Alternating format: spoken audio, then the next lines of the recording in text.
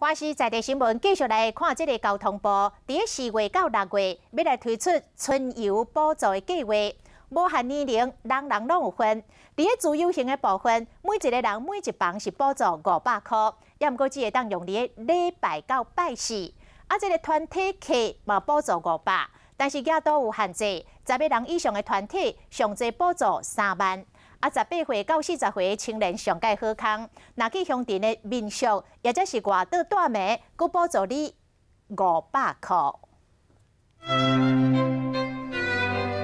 就我家只有想要去旅游无，当游补助有成效，交通部推出的春游补助方案，想要自由行、团体行拢会使。自由行的旅客每一个人每房是补助500，时间限制伫礼拜日到拜四。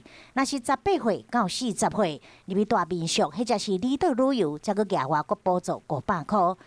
佮若是出游3届，相关是补助1500块。团体旅游的部分，每一个人每日补助500，10个人以上团体补助上限是3万块。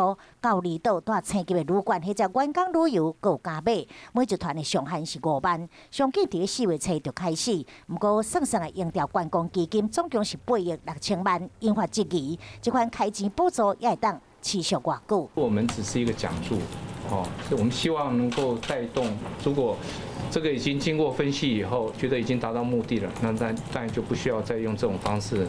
希望会当用地方的特色来吸引游客。